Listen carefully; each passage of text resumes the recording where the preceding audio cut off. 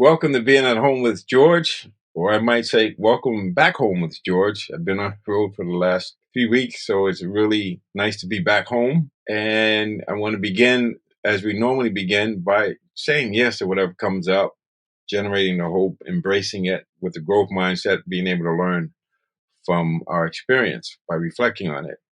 So sometimes we talk about a concept, sometimes we reflect on experience. And so today, I'm just reflecting on the fact that I'm back home is a feeling of being at home with myself.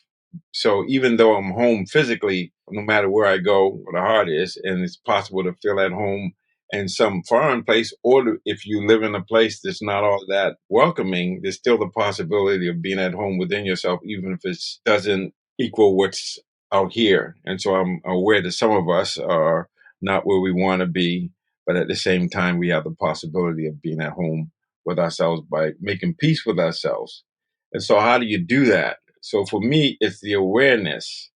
Being awareness is the same thing we talk about embracing an inclusive awareness. This is what's happening. This is how I'm feeling. So I know from my experience, if I don't know who I am, I could end up being anybody. And so the idea is to know yourself, is to know who I am. And how do I do that? I know myself by being still and knowing, listening to the still small voice that's easily drowned out. Or as Joseph Campbell talked about, following your bliss, or just feeling yourself.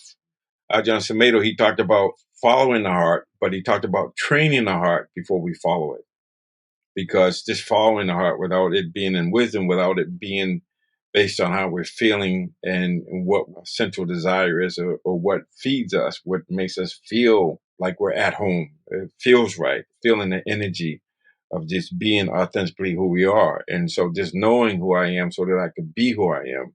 And so that is important. Why? Because it's interesting. Since I wrote my book in 2015, I remember my friend Jill Wesley, she said to me, people were coming at me, they were offering me things, and I was feeling like I was obligated because I didn't have a lot of choice. Now I had a lot of choice.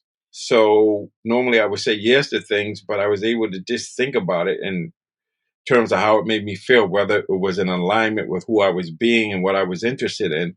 And so I ended up saying no. And when I said no to some things, it opened up the possibility of me saying yes to other things. So this idea is just really short this week, but this idea of being at home, know who I am so I can be who I am, rather than not knowing who I am and end up being anybody, and saying yes to everything rather than being strategic about it, being heartfelt or something that feels right, that's in alignment with who I say I am. And I'll just end with this little, I guess it's a Georgism. If you don't know who you are, you could end up being anybody. And if you don't know where you're going, you could end up going anywhere. So why not be yourself and go where your heart leads you? So you follow the path with heart.